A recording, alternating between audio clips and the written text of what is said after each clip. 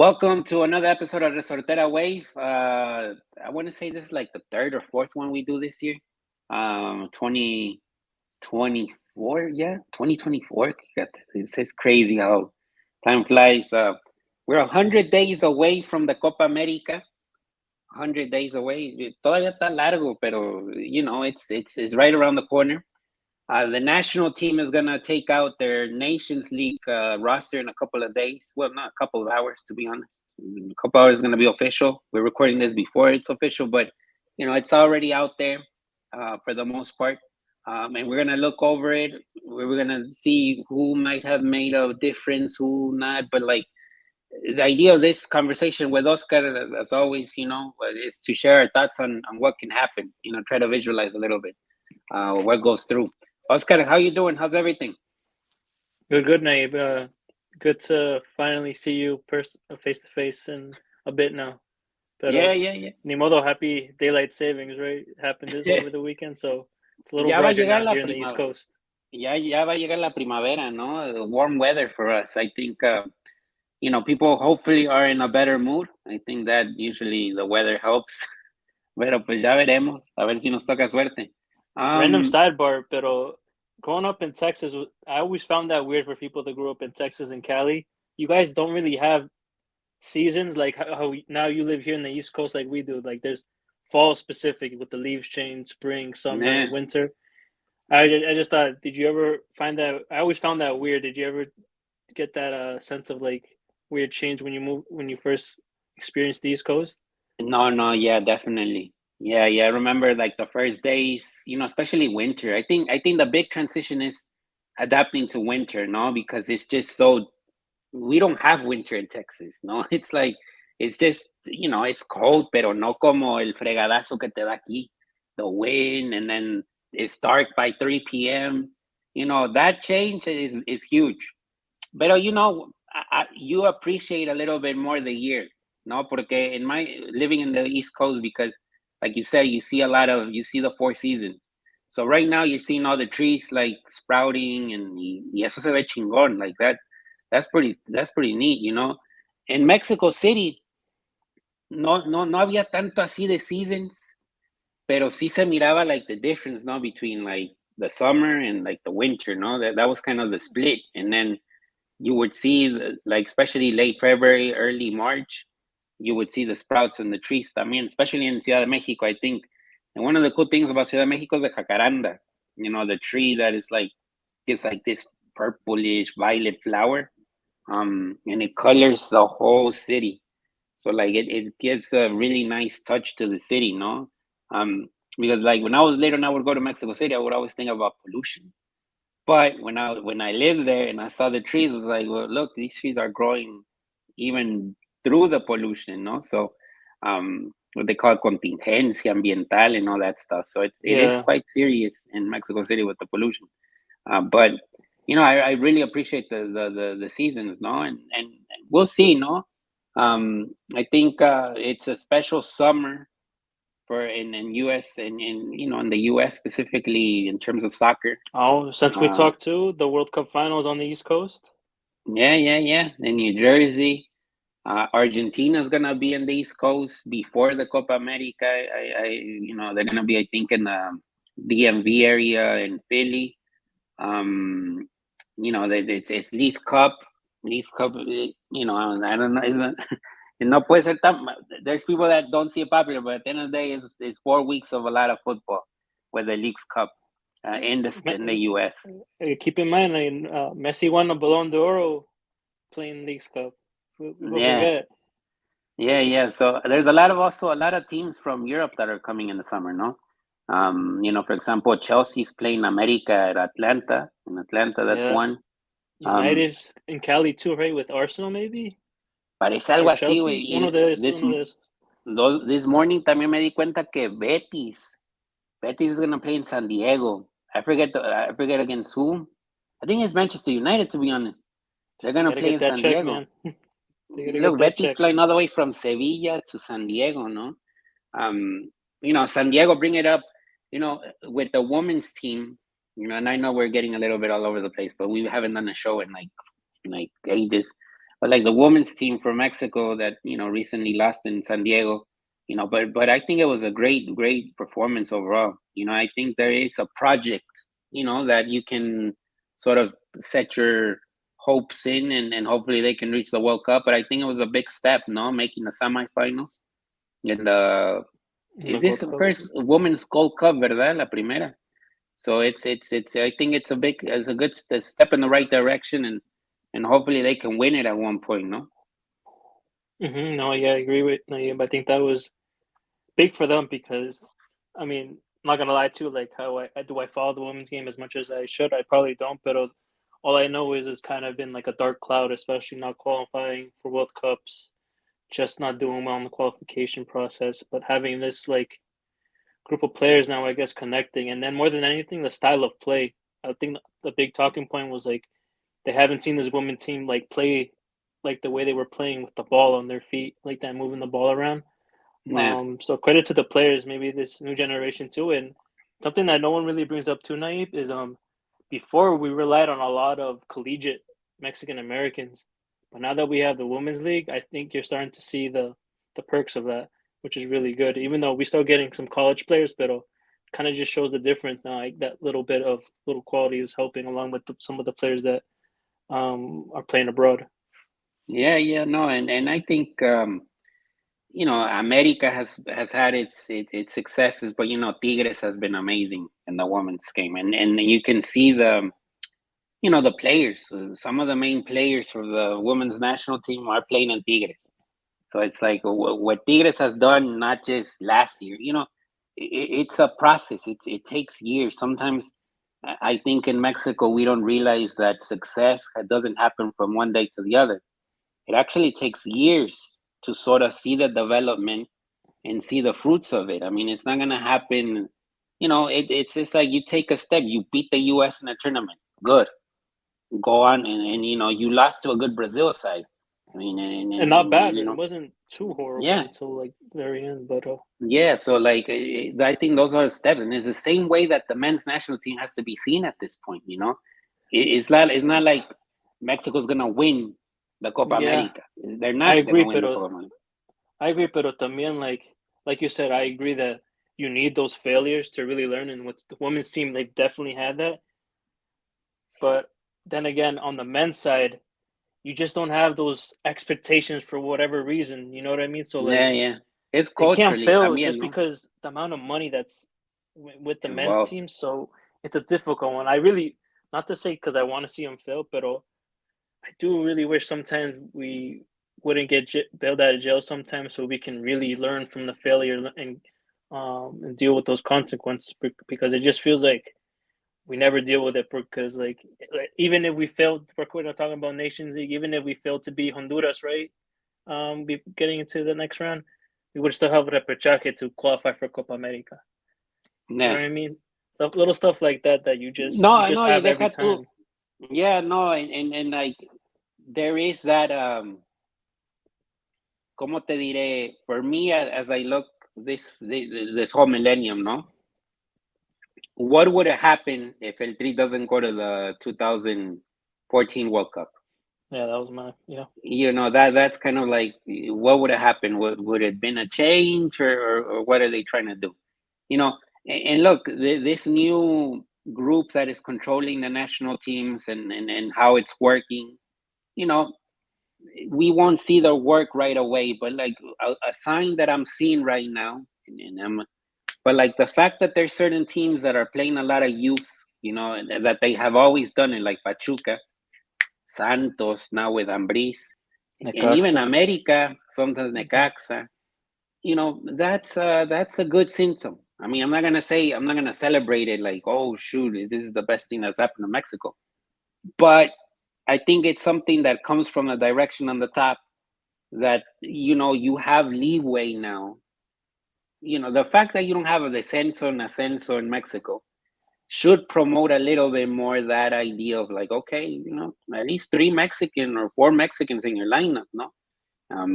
There are certain teams, in this case Tigres and Monterrey, that just grab from Europe, Marcelo Flores and Diego Lainez, and they're young, and then they put them to play, no? Monterrey now with Arteaga. They brought him from Belgium, and Arteaga's young and he's playing and he's doing well right now. So it's those things. It's different teams, but the fact that Necaxa, like you said, special. San Luis, even San Luis sometimes. Mazatlan, put three young Mexicans, see what they do. And I think if that permeates through most of the teams, something can happen. No, not in this 2026 World Cup, but in the 2030. You know what I mean? Quick yes or no question.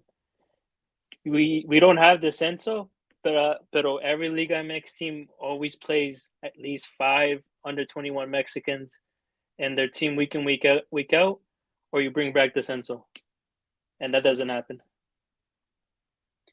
The first one, and this is why I say that there's no descenso and ascenso in Mexico right now, because there's just no investment. I mean, the teams are running out of money in Liga de Expansión. Things are shady in Mexico. So it's like, how do you run that appropriately? I mean, in at a first division basis. I mean, when you look at expansion sites that are respectable, well, you have Cancun FC because it's owned by the owners of Leganés. That's something respectable. It's a legitimate project. We wish that we had a bunch of Cancun FCs in expansion, but we don't. So I think the idea that you just put out there, okay, we're not gonna have a censo de censo, but we're gonna put a set of rules that promote the youth, to have more players, more young players out there in the field. Yeah, I think I'd go with that too. Might as well, to be honest. Yeah. So look, the topic right now is the Nations League. They're playing Panama next week in Dallas, in Arlington. I think it's Thursday. To play in the for a ticket to the final against the winner of the U.S. Jamaica. The list is very similar to the Gold Cup, ¿no? O sea, cuando ve los nombres ahí, this is a prelista, or not a prelista. This is a prediction, from Alejandro Bañanos. Probably 90% accurate, to be honest. Though. Yeah, pretty accurate. And there's no surprises, really, no? I think when you look at it right there and right now, I wouldn't consider Charlie Rodriguez a surprise, because Charlie is a guy that has been involved in Mexico national team since the Tata days. In the sense of he wasn't in the last one and all that stuff, yeah, I get it, but it's not a surprise. A surprise would have been Jonathan Dos Santos, and he's not here. And I think that's the main topic in this show, like why Jonathan Dos Santos would have been important in this list. And I don't know if you want to explain a little bit, Oscar, why you think he would have been a good addition to this roster. Yeah, I think Nayib, even though he's an America player, and it hurts me to say that, but I've always been a fan of Jonathan Dos Santos from his Barca days, Villarreal days. And the truth of the matter is, as soon as you guys got the Brazilian head coach in there, he's just kind of blossomed into like glimpses, not prime Jonah, but he's looked really good. And if we're being honest, he's been more consistent in the last 6 months than Charlie. Charlie only just started playing a month and a half ago, or whenever this tournament started. So, and I get it too. There's some fans that are gonna say that Jonathan's old. We should really think about giving youth players a shot, blah blah blah. But the reality is, we know that's not how it works with the national team level. Like if I can take Fidel Ambriz over Jonah or Charlie, I would. But the reality is that's not gonna happen. So I'd rather pick Jonah because, one, I don't think he's ever been given a real opportunity, like with the first team group of players, other than the Confederations Cup he had with Osorio, and that was just like 2 or 3 games. Yeah. And like I said, I think he just offers different qualities to any type of the midfielders we have, and then anyone who watches Club America, like yourself, you can speak onto a little bit more too. Yeah, no. Fíjate, Oscar, Jonathan also was important at the start of the Tata Martino era. I don't know if you remember the wins over the U.S., the Costa especially Rica, the first ones. Yeah.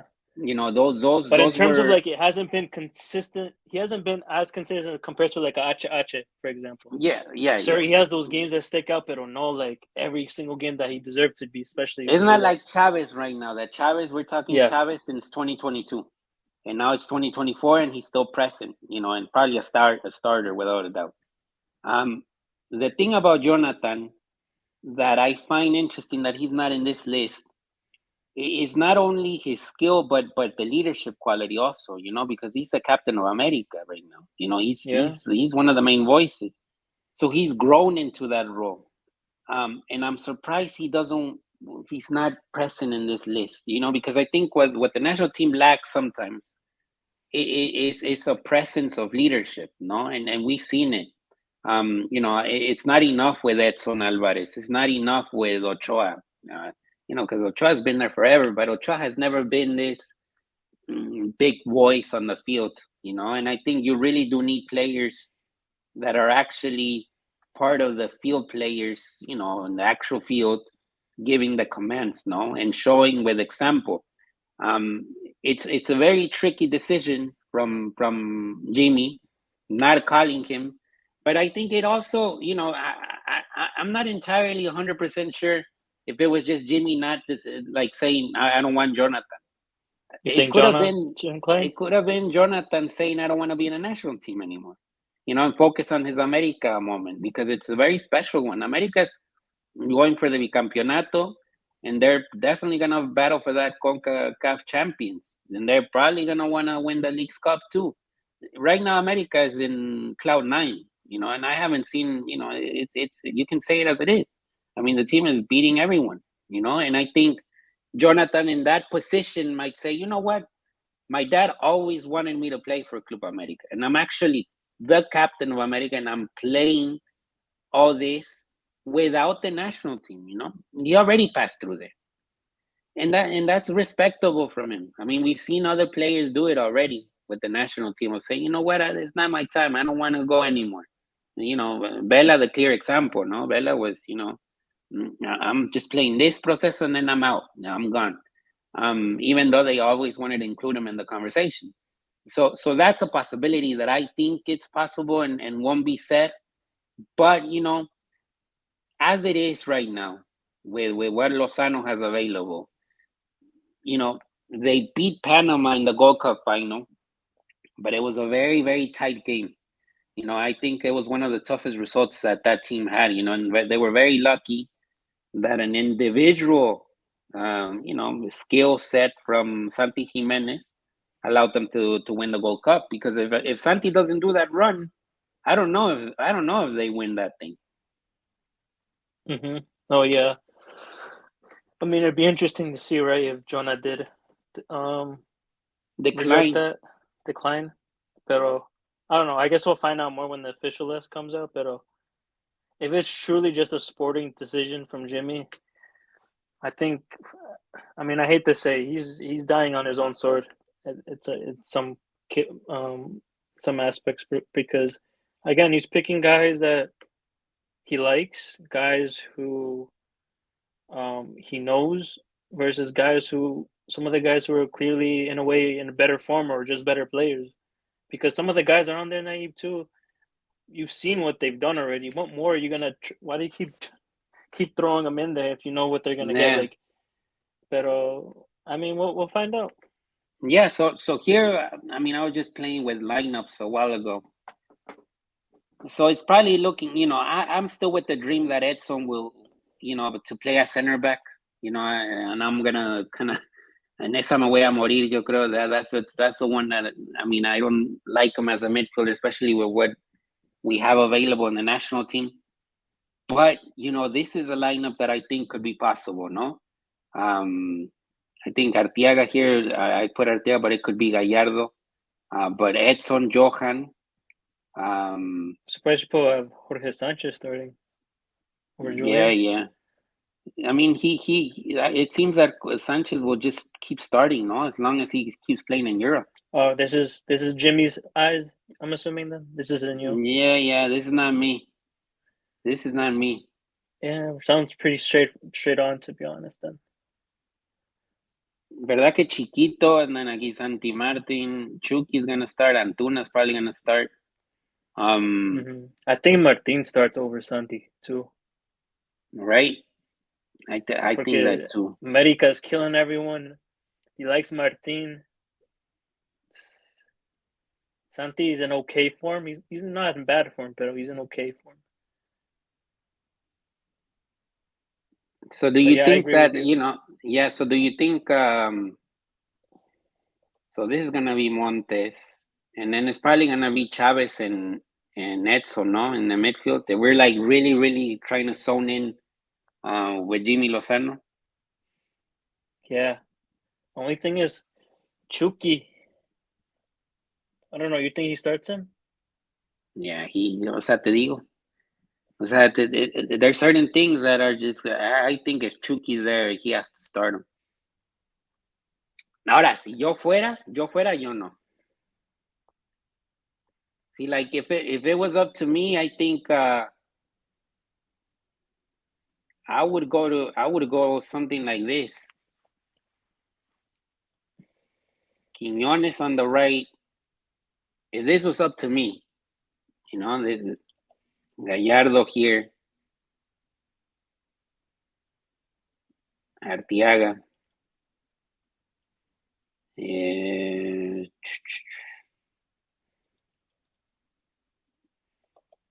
This is what I would put against Panama.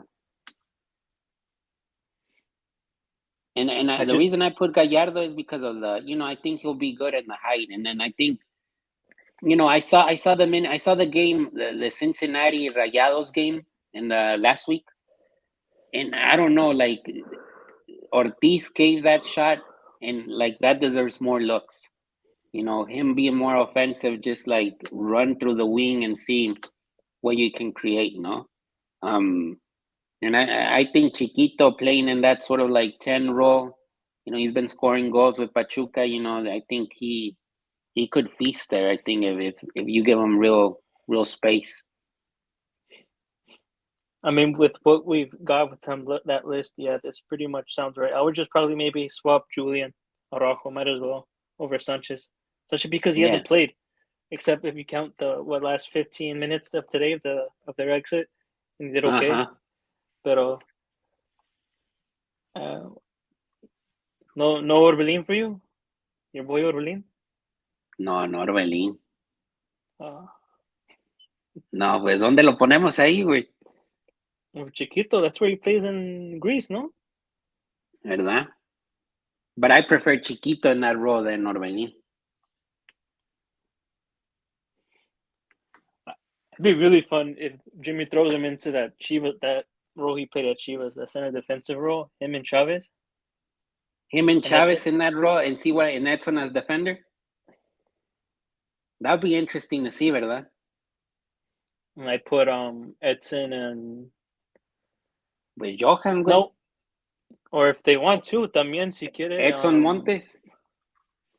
Even if you could play the back line of 3-2, have all three of them in there. We'll have wingbacks Gallardo and Julian. And then Araujo. Yeah, Araujo, perdón. And then how do we pull Gallardo in there too with Artiaga? So both of them could be on there. Would that be too defensive? Or too direct in a way? Pero también... that's the interesting thing for Lozano in the following weeks. Porque you can't make the same mistakes Coca. Like if the finals against the US, I'm intrigued to see how he's gonna see that game. Because I think a US-Mexico final in the Nations League is Jimmy's first real test. And if he does the same mistakes Coca does, then, what's the point of freaking changing the coach? Because it's technically the same talent, no? Va a ser casi el mismo, the same. It might be a little bit different, actually, to be honest, no? If you compare the list with Coca and Jimmy. Yeah, I mean, I think Coca brought more like newer faces, I think, versus Jimmy brought his foundation of guys that he knows like properly. Like even if you just see any of his interviews, like he loves Romo, he loves este de Monterrey, Jordi Cortizo. Cortizo. He loves him too because they worked with him in Querétaro. Basically, any person that he's worked with in his youth days in Querétaro with the Mexican youth national team, he has a certain trust to them, and that's okay también. Pero I think too, you got to be willing to put your head over emotions, especially Yeah. with stuff like this. But we'll see. But I do agree if that does happen for Mexico US, that'll be a big test because I think the US, in my opinion, they're just a clear level ahead of us right now. I mean, we haven't beat them in an official match. Fíjate, the advantage que tiene ahorita the US is that the coach is Berhalter. that kind of decreases their level, and that allows Mexico to actually have a shot to compete against them. Because I think if the US had a proper coach, no chance. Yeah, that's true. So that's the advantage Jimmy has right now. Dude, the coach that they had as an interim, what was his name? Callahan, I think. DJ Callahan, I think, yeah. Way better than Berhalter, in my opinion. Yeah, to be honest, yeah. Like he really understood the group. But that's another conversation. But that's the advantage Mexico has right now. In a hypothetical final against the US, because Mexico first has to beat Panama. And the US also has to beat Jamaica. Jamaica might do scary stuff too. In the sense especially of like, they bring all their prem players. Yeah. I mean, Bailey's doing all right. That's the name, ¿verdad? El que está en Aston Villa. Leon Bailey, yeah. Luego hay otros, ¿no? So it's not going to be an easy test for the US either. I think they have a proper coach and the former Iceland coach, I forget his name right now, but did wonders in Iceland. And now in Jamaica, he looks confident. I mean, Jamaica went to Estadio Azteca, and they really put Mexico in trouble. And they beat Canada, right? Yeah. Canada on paper is what the third best team in CONCACAF, right? Technically. Yeah, I mean, they won the World Cup. I mean, we couldn't beat them in the last qualification. Yeah. So I think that's where it is right now, where it stands. Ahorita, por ejemplo, ya no hay un Vega when there used to be a Vega. Cordoba's not on this list, and Cordova was in the Lainez, but Lainez has been really out, really, to be honest. I mean, he hasn't really been used that much, and with Lozano, Lainez disappeared. I don't remember that many minutes of Lainez with Lozano. It's true. I feel like they take Israel Reyes because he sings well, Para dar serenata, in case if the spirits they win. He's on that hypothetical list. I didn't even notice. No, he is in the hypothetical list. Right. Y deja tú, pero fíjate, para dársela a Israel, he's done well with America, playing as a right back, ¿no? O sea, tampoco te voy a decir, oh my God. But at the beginning of the season with America, it looks scary. The situation. Emilio Lara wasn't doing well. Kevin Alvarez, we already know, is not playing at 100%. So Israel Reyes had to sacrifice and do the dirty work and play as a right back, And he can play you three positions too, I guess, right? So he can play as a midfielder too. He did it with Puebla. He play as center back, and then, like I said, he sings good. I mean, they put him just for get some views on TikTok and stuff. But this is the complicated one. If you're a coach, then can we both say that I think Eric Lira is probably in a better form than Israel Reyes, and I think he offers more a little bit on the ball también than Israel Reyes, I think. So when you pick the players, how much is it on straight form? Because in that case, then this squad should just be all Cruz Azul and America players. Pero fíjate, yo creo que with Israel, bro, you gotta look at the height también, ¿no? O sea, it's one of the few players that has a he's proper a big boy? height. I didn't realize. Yeah. He was that big. Yeah, but he's bigger. He's taller than Eric Lira, no? When it comes to jobs in the center back position. Because, like you said, you hit o sea, tienes razón. O sea, Cruz Azul is playing really good. Pero is the style of play that Cruz Azul has, is that going to be translated to the style of Mexico? No. Like you said, Charlie Rodriguez. Right now, everyone is expecting, oh, no, Charlie Rodriguez is playing amazing Cruz Azul, which means that he's going to be playing amazing with Mexico. No, no va a ser así, because in Cruz Azul, he's one of the main ones. Like, the team plays around him. Here, it's a different story, he has to sort of mold to something else. The He has same to with adapt to the Antuna. team versus the team adapting to him at the The national same team with level. Antuna. If Antuna starts and Chucky starts, Antuna has to play for Chucky. And that's another thing, another debate. I mean, if you've been watching Resortera Waves episodes, you know that I haven't been a big fan of Chucky since 2018, basically.